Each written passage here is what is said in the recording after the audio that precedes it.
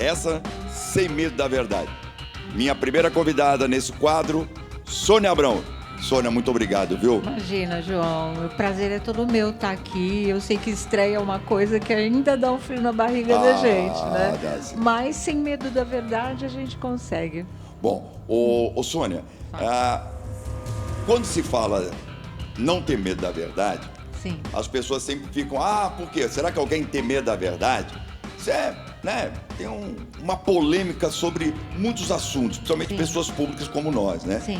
Mas antes da gente fazer perguntas polêmicas, vamos começar pelo sucesso da Tarde é Sua. 19 anos no ar. 19 anos no ar. 19 anos não são 19 dias nem 19 meses. Exatamente. 19 anos no ar, muita história para contar. Mas um dos assuntos ou uma situação que você tenha vivido nesses 19 anos que mais marcou para você, que te deixou surpreso, ou até que falou, puxa, isso poderia não ter acontecido. O que você acha que nesses 19 anos mais marcou para você, Sônia Abrão? Olha, João, a gente está falando de 19 anos, sim, mas assim, a sensação é muito presente, é um fato muito recente e que no coração da gente, eu acho que de cada brasileiro, parecia que nunca ia acontecer. E assim, foi um choque muito grande a morte do Silvio Santos. Sim. Então, trabalhar, vamos dizer assim, em cima disso, ter que dar essa notícia, fazer a cobertura e conviver com o nosso sentimento mesmo, né, de colega de trabalho, de vida pessoal, porque o Silvio entrava nas nossas casas aos domingos, isso desde que a gente era criança, né? Ele ficou 60 anos no ar, então ele pegou várias gerações. Então, eu acho que a mim, particularmente, pegou de uma maneira muito profunda. Eu nem estava em São Paulo, eu estava viajando quando chegou a notícia, a Rede TV falou, vem para cá, porque a gente vai começar a cobertura. Eu vim correndo, mas assim, tinha um peso tão grande aqui no coração, que a gente pensa assim, não é verdade, sabe? Não pode ser verdade. E essa sensação ainda acompanha a gente até hoje. Ele morreu em agosto do ano passado, vai fazer um ano logo, e se ainda se pergunta, será que é verdade? Né? A perda do Silvio Santos, para todos nós da comunicação, realmente foi marcante. Lógico que ele já estava com uma idade avançada, mas a gente acha que ele vai ser eterno. Não é eterno. Vai ser, né? Vai ser no nosso coração. Mas assim, vivenciar esse momento, em um momento que parecia que ele estava bem, né? Tava todo mundo já começando a falar assim, rumo aos 100 anos, vamos preparar a festa. E de repente não foi assim. Exatamente, né? Exatamente, sabe? Agora, Sônia, falando de Silvio Santos, de comunicadores, por exemplo, a TV Globo tem hoje, no horário do Chacrinha, o Marcos Mion. Sim. No horário dos domingos do Faustão, tem o Luciano Huck. Ok. Você acha que o Marcos Mion, aos sábados à tarde, ele consegue suplantar o que foi o Chacrinha para a Rede Globo? Bom, olha, são outros tempos, viu? A gente sabe como o panorama mudou, como a comunicação mudou, como a entrada das redes sociais, streaming, essas plataformas todas, trouxeram uma pulverização, né, na comunicação. Eu acho que o Chacrinha, o Silvio, a Hebe, o Jô, tantos outros profissionais da comunicação, eles vieram de uma geração onde parecia que os artistas nasciam prontos. Eu considero assim que eles vieram numa fase assim muito especial. Eu não acho que eles tenham substitutos. Eu não acho que eles sejam pontos de comparação para os outros profissionais que vieram depois. O Mion é ótimo. Eu acho que ele dá conta do recado aos sábados. Eu só acho que ele tinha que se livrar do rótulo Caldeirão, que não é dele, é do Hulk, tinha uma outra personalidade, querer que ele responda da mesma maneira como foi o Caldeirão do Hulk durante mais de 20 anos, eu acho uma coisa injusta, porque ele tem o jeito dele de fazer as coisas, ele tinha que ter o programa com o nome dele, deixar ele livre para fazer do jeito que ele faz, porque a gente sabe o poder que ele tem de comunicação. Então, eu acho que isso, de uma certa maneira, limitou bastante o Mion, mas acredito que daqui para frente, quem sabe isso mude, né? Tá na hora, eu acho. Você acha que, no caso, no Hulk, ele conseguiu já já dar a cara dele conseguiu. o que era o Faustão. Conseguiu. Eu nunca duvidei desse tipo de coisa, então não. Ele foi muito mais rápido. Foi muito rápido, porque ele é rápido, né? No tino comercial, na criatividade, no buscar coisas que realmente sejam úteis e interessem ao público. Então, ele conseguiu, sim. Ele já tinha uma personalidade muito formada no Caldeirão. Foi só dar uma atualizada para o Domingão, né, que exige um pouco mais de entretenimento do que só o olhar social sobre as coisas, que ele sabia até mesclar com entretenimento. E adaptar os quadros que já eram sucesso no Caldeirão, Lata Velha, Linha do Tempo, né, essas coisas que o público gostava muito, para o Domingão. E aí, olha, o dom da comunicação dele imperou realmente. Eu acho que ele conseguiu uma coisa muito difícil, porque 32 anos de Faustão, com a genialidade do Faustão também, era muito fácil qualquer um ali sucumbir, não dar certo, flopar, como a gente fala, né? E muito pelo contrário, ele reagiu, ele colocou a personalidade dele em campo, né? Ele foi para a pista realmente e ele fez gol muito mais rápido que todos aqueles que estavam dizendo: não, o Hulk não vai dar certo, o programa dele é de sábado, não é de domingo, não, ele não tem esse talento, ele não tem bom humor, a capacidade de improviso que o Faustão tinha. É aquilo que a gente fala, cada um é um, não é? O Faustão foi genial do jeito dele, o Hulk está sendo genial com a personalidade dele, e ele se impôs nisso. Ninguém pode dizer que hoje ele não seja um dos maiores comunicadores, um dos maiores apresentadores da TV brasileira. Ele entrou na guerra de audiência, que é uma tradição na nossa televisão, simplesmente com tudo. Ele entrou para ganhar e está ganhando. Sônia, nos anos 90, nós presenciamos uma guerra de audiência aos domingos. Sim. Gugu e Faustão. Eu fiz parte dessa guerra. Você fez parte, né? Trabalhava com com o Gugu, né? Exatamente. E hoje você vê, se colocarem aí, vamos lá, frente a frente, Celso Portiolli e Luciano Huck, sim, a parada é indigesta para quem? Olha, eu acho que dá um empate. Tanto que está dando, né? Agora, o Domingão, a Globo, começa a se preparar para uma guerra de audiência que eles achavam que não aconteceria. Né? E já estão pensando em formatar novos quadros, fazer outras coisas. Para quê? Para poder conter, não é nem derrotar de vez, porque eles estão achando que realmente ali a coisa é difícil.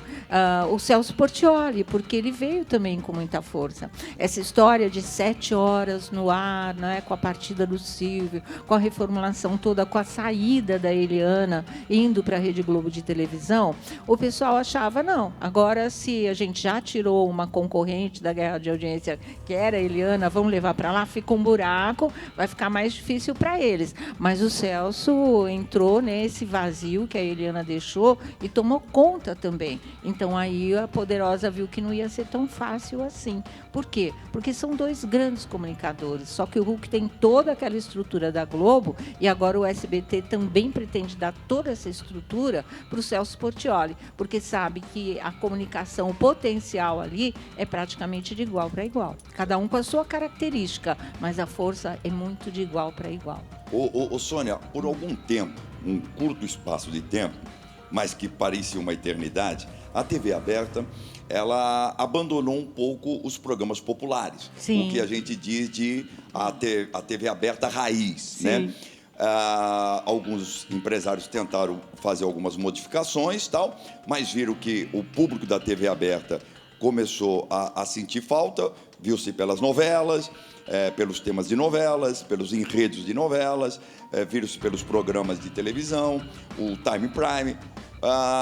Como faz para que estes empresários, os chamados homens que comandam a TV aberta, possam resgatar novamente o seu público, o público aquele que não fica na internet, mas que está acostumado a ver a própria televisão, como a gente diz aí, a TV raiz, a TV aberta raiz, que são os programas populares e os folhetins populares. O que é preciso para que isso aconteça? Precisa parar de ter vergonha de ser TV aberta, porque as redes sociais, internet, os canais a cabo, eles vieram com uma roupagem, com uma embalagem de que nós somos mais evoluídos, nós somos os modernos, nós sabemos mais das coisas agora, nossa comunicação é top, a de vocês jovens não, já está ficando para trás, já não é mais esse público, a geração está mudando, tem um monte de gente aí já, né, de partida, vocês vão perder o público de vocês. E isso fez o quê?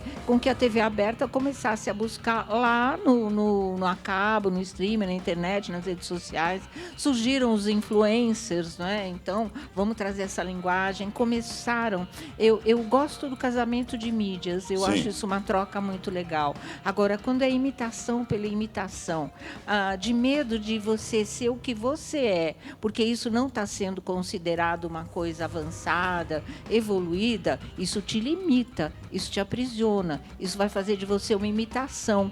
Não é? Vai fazer uma coisa que realmente não tem a ver com a sua raiz. E eu acho que a TV aberta se perdeu nisso. Começou a assimilar muita gente que não dá certo na TV aberta porque tem uma outra linguagem. Isso não é um problema, isso é uma coisa, é um dado de realidade dessa fase de transição que a gente está atravessando ainda, não é? Então, antes que esse casamento se consolide, cada um pegando um pouco do outro, que acha mais legal, o pessoal sendo mais popular nas mídias alternativas e a TV aberta, né?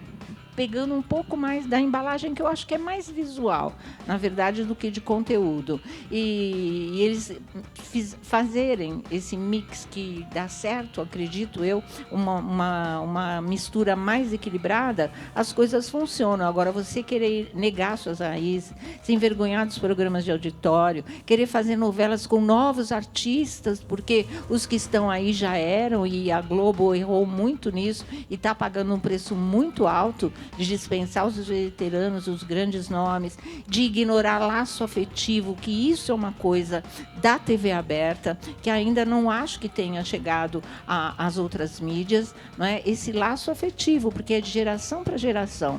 O Silvio Santos ficou 60 anos no ar, por quê? Porque era um afeto de família para família, mãe passando para pai, para filho, e isso é que faz da TV aberta, aqui é o maior veículo ainda, porque realmente é uma tradição, é uma coisa que fica, faz parte da história de vida de cada um, que é uma coisa que as novas mídias ainda não conquistaram. Então é assim, um tem que parar de querer ser o outro, tem que assimilar o que o outro tem de legal sem perder suas características próprias. Por isso que eu te falo, João, a TV aberta tem que deixar de ter vergonha de ser TV aberta como a gente está vendo agora. Se assuma, aperfeiçoe aquilo que sempre deu certo, não é? Tecnologicamente, eu estou até falando, porque de conteúdo o público sabe, né? Quem é de verdade, quem é de mentira, como já disse a canção do Chorão. Então, acho que é por aí mesmo. Vamos ter programa de auditório, vamos fazer novela que as pessoas assistam e chorem de verdade, que odeiem o vilão, que amem a mocinha. É por aí que a coisa acontece. É mesclar programa de auditório com momentos de emoção, com momentos de ajuda, com momentos de muita diversão, coisa viva, que sempre foi a TV aberta. Ô Sônia, você, bom, falando da TV aberta, e você citou aí a competitividade aos domingos, a própria Eliana incomodava demais a Rede Globo, né? Muitas vezes chegava até o primeiro lugar, o segundo lugar se tornou absoluto naquele horário dela, aí ela é contratada pela Rede Globo. Aí a minha pergunta para você é o seguinte: por que até agora a Eliana não foi para o domingo, né? Seja 2 da tarde, ela foi fazer um formato internacional, né? Mas um programa origem TV aberta, nos moldes da qual ela realmente incomodava a concorrência.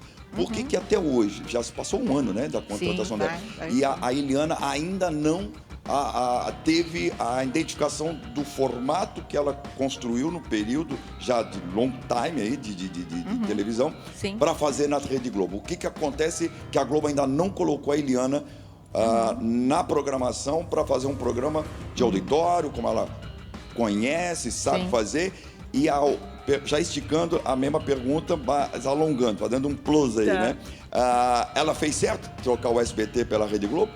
Eu acho que não, mas é uma escolha dela, Você a já gente respondeu tem que a segunda. respeitar. Pois é.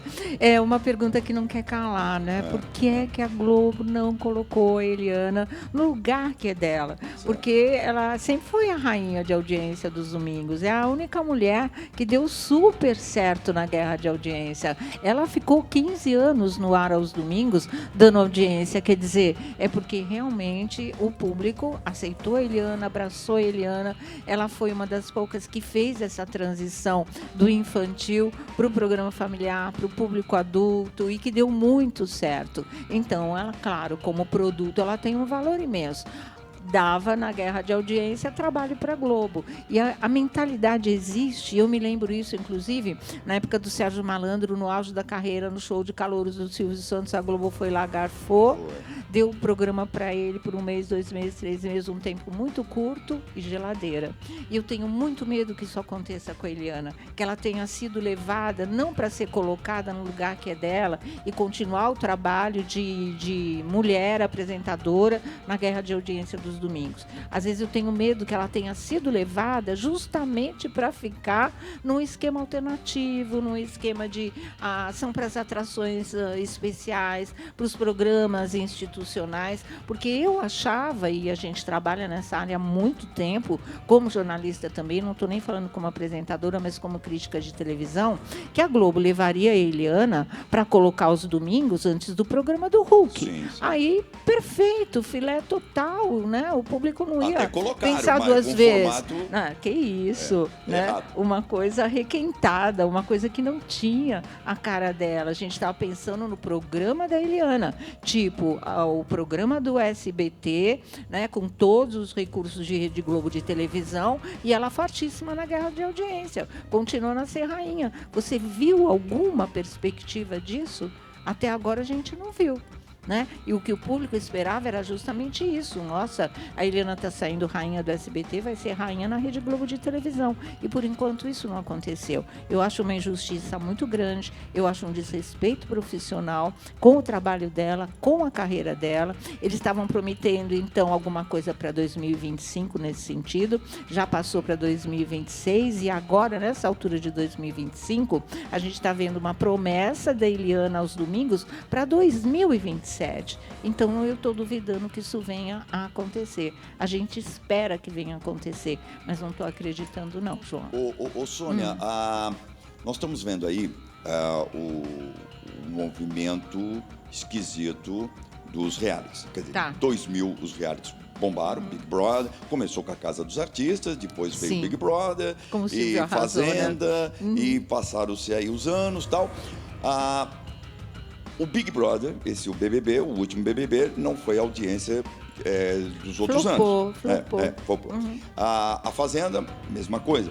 Você acha que os realities, esses formatos internacionais, já tem um prazo de limitação no Brasil, ou ele ainda tem duração, ele ainda tem fôlego para ter mais episódios, ter mais... Como eu posso te explicar? Mais vida útil, né? Em alguns anos aqui na TV aberta do Brasil. É um assunto que tem se pensado muito, porque só de Big Brother 25 anos. 25 anos. O Silvio deu o start com Casa dos Artistas, que ninguém esquece até hoje. E é curioso como o brasileiro abraçou o formato reality show, né? Todo mundo gosta e assiste, nem que seja para falar mal. É uma coisa muito interessante isso. Eu acho assim, a gente ficou e passou a pensar mais sobre isso. Será que já não está na hora de acabar? E a gente vê mais reality surgindo por aí, né? Tem muitos formatos agora nos canais a cabo. Tem a Sabrina Sato, de repente, arrebentando com a Minha Mãe com o Seu Pai, que é o reality que ela está apresentando de relacionamento. Quer dizer, tem muita coisa que está surgindo que é interessante, que são formatos novos, né? Uma coisa que o pessoal pensa que é difícil. E fica sendo o reality só essa história do comportamento no confinamento realmente. Mas que você pode apresentar isso de várias maneiras. Mas, voltando ao BBB, com a saída do Boninho, aí é que a coisa pegou. Não é o reality por si mesmo, como formato, que está se desgastando apenas. É quem comanda isso, quem cria isso, quem dá personalidade para isso, quem faz com que não perca o gás, quem sabe realmente dá a virada na chave quando sente que está perdendo a força, ou que o time escalado não era aquilo que se esperava, não tem o potencial que mostrou na fase de teste, e o Boninho tinha tudo isso. Ele sempre foi genial no comando de um reality show. Por isso que o BBB se transformou no maior reality da TV brasileira. A Fazenda, ela chegou a se estabelecer como o segundo reality preferido do público, né? O trabalho ali também era muito bem feito, essa coisa de o diferencial ser rural, essa história toda. Mas aí eles passaram a carregar a mão em tretas, em baixo astral, em disputas, uma coisa pesada. E eu acho que o equilíbrio sempre é o melhor formato, que eu acho que o Big Brother, com a mão do Boninho, conseguia muito bem. Tá perdendo interesse nesse canto, vamos reforçar, agitar mais aquele pessoal ali, aqueles integrantes que ainda vão dar uma liga. Não tá legal o conjunto todo, vem prova por aí, vem virada, vem o modo turbinado que ele lançou e que deu muito certo também, né? Uma prova atrás da outra. Não deixa eles pararem para pensar no jogo, para saber qual vai ser o próximo lance, a próxima jogada. Bota na fogueira, vê a capacidade do pessoal de se virar e daí espremer e sair o suco do campeão. E isso ficou perdido. Sem a alma do Big Brother, que é o Boninho, veio essa edição que ninguém sabia para que lado atirar, que ninguém sabia como mexer com as peças nesse tabuleiro, entendeu? E fora isso, aquela duplas, história... Né? Veio das duplas, né? Veio com duplas. Veio com duplas, veio com um total de gente sem carisma. Os poucos que tinham acabaram se perdendo também. Muita gente querendo sair, querendo apertar o botão e ir embora. Quer dizer, estava todo mundo sem rumo. Isso faz parte de uma fase de transição? Até sim, mas foi uma coisa muito descarada. Mostrou um erro da emissora tão grande, de abrir mão de um patrimônio como o Boninho. Isso refletiu totalmente no reality show, que acabou dando no que deu. Então, não acredito no desgaste do formato pelo desgaste. Eu acredito no desgaste das coisas mal dirigidas, né? Dos elencos muito mal escalados, ou então, como infelizmente faz a Fazenda, escolher aquilo que possa dar mais baixaria. Sabe, mais coisas que realmente chamam a atenção do público, mas queimam o formato. Daí para frente você entra em decadência, né? Sônia, falando de agora mulheres, né, de apresentadoras, a Ana Maria Braga, todo ano se fala, Ana Maria Braga não vai terminar o contrato tal ano. A Ana Maria Braga não vai fazer. E passa ano, entra ano, Ana Maria Braga, firme, forte, no ar, bombando, com sucesso. Sim. Você vê a Ana Maria Braga alguma substituta, ou a Ana Maria Braga ainda vai aí mais muitos anos? Eu não sei se ela vai mais muitos anos por uma questão de vontade dela. Certo. Capacidade, gás para esse tipo de coisa ela tem. Eu acho que realmente ela ainda tem um caminho muito bom pela frente. Só não vai acontecer se ela resolver abrir mão, entendeu? Porque aquela história do laço afetivo com a Ana, ela conseguiu isso com o público. Ela não está 25 anos no ar à toa, fazendo um programa diário, né? Todas as manhãs ali, superando todas as fases de mudança de costumes, de comportamento, de gerações. Ela está ali firme e forte, né? Perdeu o Louro José, veio o Louro Mané, a história da culinária, depois o café da manhã. Então, ela é muito versátil, ela tem uma comunicação muito sincera, muito transparente com o público. Tudo isso faz o quê? Com que vá passando de geração para geração. Então, eu acho que a escolha é dela. Se ela resolver continuar, e ela está numa fase em que ela quer estar com um novo amor, um novo marido, está querendo aproveitar Sim. muito mais a vida, compromisso de um programa diário é pesado, você sabe disso, Sim. João. Você já faz isso, já fez também há muito tempo. Então, é uma questão só de escolha. Eu acredito, capacidade ela continua tendo, sabe, disposição, energia também. Vamos ver. Aí é só ela querer, porque eu acho que a Globo não quer abrir mão dela, não. Sônia, então fazendo uma comparação, se quiser, comparando, mas não comparando, porque também, como Sim. você disse anteriormente, cada profissional tem o seu perfil. Tal. Mas a Ana Maria Braga seria, hoje na televisão brasileira, o que foi a Hebe? Ou ela Difícil. ainda não, ou ela não teve ainda a oportunidade que ela teve na Então. Record de fazer um É isso programa que eu no ia te horário falar. nobre. Porque na Record ela chegou a fazer Ela um programa foi. no horário nobre, com a direção, Exatamente. inclusive, do Atiro Ricó, se não me falha a memória. Sim, sim. E por que a Globo não deu um programa no perfil assim que foi a Hebe Camargo? Porque a Ana Maria Braga tem essa autoridade para ser uma pessoa que possa falar de qualquer assunto, né? Exatamente. Olha, ela estava esperando um programa em horário nobre há 25 anos. Ela foi levada para a Globo, que a gente sempre soube nos bastidores, com a promessa de fazer o programa da manhã e ter um programa em horário nobre, que era a mesma coisa na Record. Ela fazia o Note a Note de manhã, diário, né? E tinha o programa, se eu não me engano, às terças à noite, Terça-noite. horário nobre, e naquela época ela foi lançada como a grande rival de Hebe Camargo. O caminho que a Record pretendia para ela era exatamente ser a nova Hebe Camargo. E o que ela pretendia para ela era ser a nova Hebe Camargo. Tanto que isso deu um atrito ou um ruído na amizade das duas, ou pelo menos no trato como colegas, num relacionamento mais cordial. Isso deu, porque a Hebe não era boba. Ela sentiu muito bem qual era a jogada por trás nessa história toda. Depois, com o tempo, inclusive quando a Ana ficou doente, a Hebe foi extremamente solidária, elas formaram uma amizade muito sólida, inclusive. Tanto que quando depois a Hebe acabou também tendo câncer, a Ana, né, deu o maior apoio possível. Mas a ideia era essa. E eu acredito que se a Record tivesse investido nisso, teria acontecido. E se a Globo, muito mais, quando levou a Ana, tivesse investido nisso, ela não seria uma Hebe Camargo, porque a gente volta naquela história da geração especial insubstituível. Eu não vejo alguém com aquela garra de vida, de domínio de palco, de alegria, sabe, como a Hebe Camargo, né? Aquela coisa espontânea, força da natureza mesmo, para mim, é o que a Hebe era.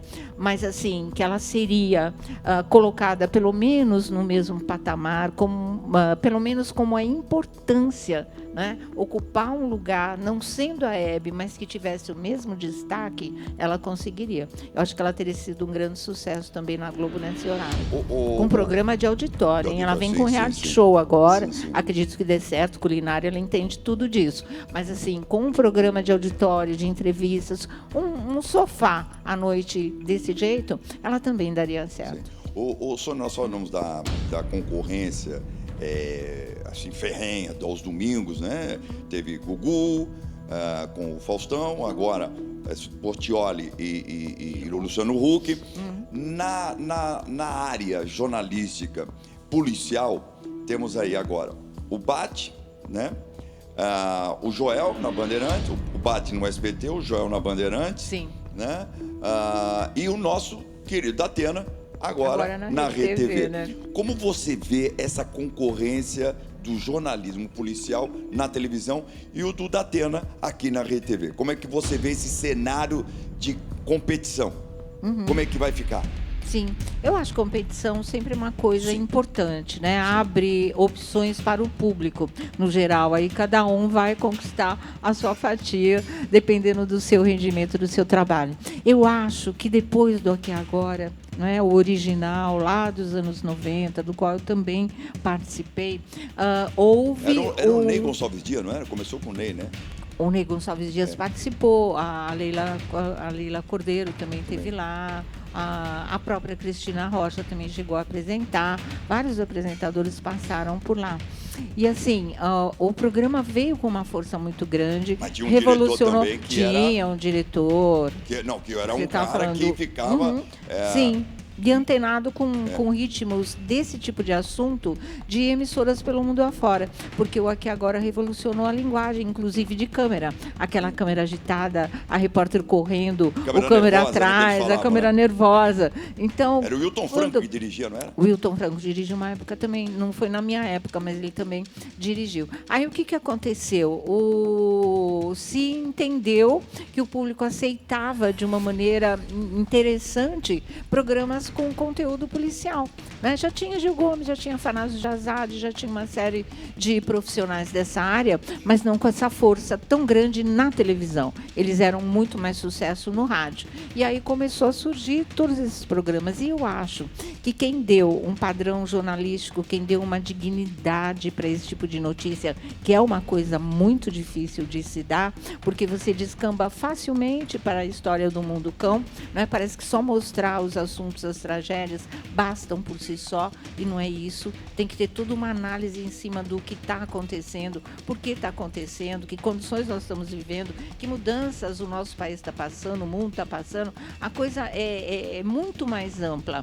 Mas foi justamente o José Luiz da Atena. Foi com ele que isso pegou um aspecto mais jornalismo, mas jornalismo com consequência, jornalismo de análise, jornalismo em que o público passa a pensar e a refletir como você, né? Não só a se chocar, como você não, com você. Não é aquela coisa do choque, né? De ver uma coisa absurda, de lamentar, mas já sair para o outro acontecimento que, de repente, vai te trazer uma carga maior ainda de revolta com esse mundo que está aí, das pessoas se perguntarem aonde estamos chegando, mas não parar para pensar nisso, porque, de repente, já te jogam uma outra tragédia em cima e isso amortece aquela que ficou lá atrás. O da Atena, quando ele começou a fazer esse trabalho, ele trouxe essa discussão e isso fez com que fosse surgindo outros profissionais tratando do mesmo tema. Agora, não com essa profundidade que ele trouxe para o jornalismo policial. Então, acho que o da Atena vai ser sempre a maior referência nessa área. Eu não estou falando isso porque ele está aqui com a gente na nossa rede TV agora, mas ele tem essa história. Ele tem uma história, exatamente. A linguagem, o temperamento, a transparência, até os limites que ele ultrapassa, né? Como, às vezes ele fica irado em cena, às vezes ele briga com a equipe, às vezes ele briga com o público, mas ele é ele. E o pessoal sabe que ali tem uma seriedade muito grande em relação ao trabalho. Sônia, no A Tarde é Sua, você criou alguns formatos dentro do próprio programa. Sim, né? A gente você precisa, foi criando né? formatos que é difícil. As pessoas pensam que é fácil, mas você vai criando formato dentro do seu próprio programa. Um dos formatos que você criou dentro do seu próprio programa foi a geladeira. Né? Sim. O quadro da geladeira, que é um formato de dar aquela... Quando você fala geladeira, porque eu vou dar uma gelada nesse famoso, né?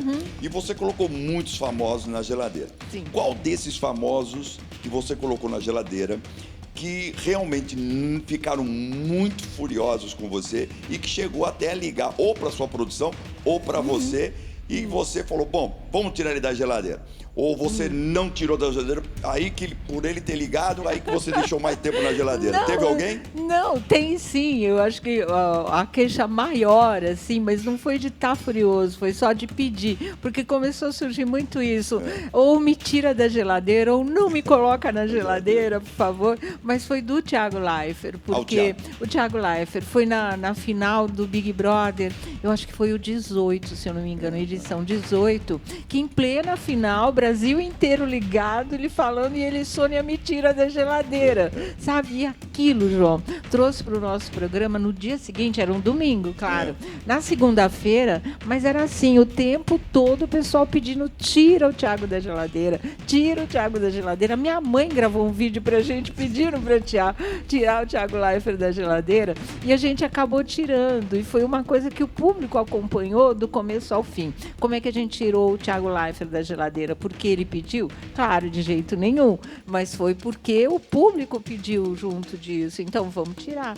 E é sempre assim, se a gente coloca uma pessoa na geladeira, um artista que fica pedindo para sair da geladeira, a gente bota na mão do público. Se o público quiser, aí com certeza vai sair da geladeira. Porchat fez isso também. Porchat fez uma geladeira no programa dele, ainda na época da Record, para me levar lá para ser entrevistada e me colocar, ter o prazer de me colocar na geladeira junto com ele. Então virou uma mania nacional, assim, é uma coisa que dá repercussão até hoje. E foi muito por um acaso. Foi um produtor nosso, Sidney Coca, que infelizmente já partiu também, passando pelo corredor, a gente tem acervo, né, de cenários, essa coisa toda. Ele olhou para uma geladeira que estava lá no acervo e falou, por que não? Aí a gente fez e deu muito certo. Só que, para não ficar aquela coisa de botar todo mundo na geladeira, eu acho que você tem que ter o contraponto. Então a gente tinha a geladeira e o tapete vermelho, que está aí até hoje, que é aquela coisa de elogiar, destacar um trabalho bem feito na TV também, né? É assim. Você já foi pra geladeira? O que eu saiba não, Sônia. Eu também, pelo que eu saiba, não. Que eu saiba não, mas Mas fica sempre preparado, né? Mentira da geladeira, Sônia. Faz o apelo que funciona, o público te abraça. Não, o que eu saiba não foi não, Sônia. Mas, Sônia, uma das coisas que quando se fala de celebridades, eu diria, os profissionais que comentam sobre as celebridades, não gostam de serem chamados de fofoqueiros, né? Sim. E aí você cria no seu programa mais um formato, que é mais um quadro, que é a Roda da Fofoca. Sim. O que quer dizer, então, que todos lá são fofoqueiros. Você fez isso de propósito para cutucá-los? De propósito, É mesmo? Para cutucá-los, claro, claro. Assim, para as pessoas perderem o preconceito em relação a isso, né? Mas não vem do nada também, sabe, João? Essa história de fofoca sempre foi uma palavra usada com muito preconceito. Isso no dia a dia, de vizinho de muro, cadeira na calçada, de outras gerações, né? Vamos falar mal de fulano, vamos falar mal de ciclano. Porque, então, era uma coisa mal vista. Televisão, no começo, é o veículo super popular, mas que a elite não considerava. Era sempre aquela situação, e você deve ter ouvido muito isso também. Eu estava passando pela cozinha e eu ouvi tal coisa na televisão. Por quê? Porque a funcionária que trabalhava na casa estava assistindo, ela estava assistindo televisão. Mesmo, você, como patrão, como patroa, não estava. Então, foi pegando essa conotação. Os profissionais de jornalismo, né, voltados para essa área, ou os próprios comunicadores, começaram a identificar isso como também querer jogar o seu trabalho para baixo. E alimentou-se todo esse preconceito. Depois, nos anos 90, quando a coisa começou a mudar, os próprios jornais, grandes jornais que o Estado de São Paulo teve, a Folha teve, o Globo teve, passaram a ter, e de certa maneira tem até hoje, suplementos sobre televisão. Porque a televisão foi se desenvolvendo muito rapidamente no Brasil. Críticos. Né? Exatamente. Aí viram críticos de televisão. A gente estava até brincando com isso no programa. E aí a coisa começou a pegar um outro sentido, né? Mostrar que era um lado de uma atração, era entretenimento também, você cobrir o mundo das celebridades. Os tabloides sobre esse assunto existem no mundo todo e começaram a existir no Brasil. Isso trouxe para nós, profissionais da área, um pouco mais de respeito. E aí houve uma coisa muito engraçada, que foi a televisão que começou a engolir a gente, nos absorver também, sabe? Por isso que eu virei apresentadora, porque eu tinha página de fofoca, vamos dizer, sobre televisão e sobre rádio em jornal. E, assim, as coisas começaram a mudar bastante. Só que tem gente que continua batendo na mesma tecla. Eu falei, não chega, né, gente? Pelo amor de Deus, vamos parar com isso. Aí a gente fez a roda da fofoca. Então foi de propósito. Foi de propósito, foi para provocar. E, assim, muitas das coisas que você disse que a gente cria no nosso programa, que a gente formata outras coisas, porque 19 anos é muito tempo. Você não vai fazer sempre do mesmo jeito. E as pessoas não aguentam, né? A gente tem conseguido que ninguém enjoasse da nossa cara durante esse tempo todo, tanto que a Rede TV continua com a gente. Mas, assim, são ideias também do Elias Abrão. A gente tem uma grande vantagem de ter um diretor que também é criativo, que também é produtor, que também é contra a regra se precisar. Se precisar varrer o cenário, ele vai lá e faz esse tipo de coisa. Ele é pau para toda a obra. Então, isso dá muita motivação para a gente, sabe? E a história da geladeira, ele foi o primeiro que abraçou. A gente precisava do sinal verde dele e ele deu esse sinal e aceitou a fofoca como nome do quadro. Sim. E aí eu acho que isso ajudou a diminuir muito o preconceito em relação a isso. E eu sou suspeito para falar do Elias Abrão, porque o Elias conseguiu tantas proezas comigo que uma delas foi eu entrevistar o Andrea Bocelli. Vocês foram juntos para a Itália, eu lembro então, disso, que lindo. Eu falei, você é um maluco, Elias, e nós fomos lá para a Itália. Mas, Sônia, foi lindo, eu queria te agradecer o carinho João, de você obrigada. Inaugurar esse quadro comigo. Só tenho gratidão a você. Né? Imagina, toda a gente te ama, você sabe. A vida profissional, a família Abrão está dentro do meu coração. E está mais uma vez provado que a Sônia Abrão é sem medo da verdade. Não tem medo da verdade. Sônia, muito obrigado pelo carinho. Obrigada.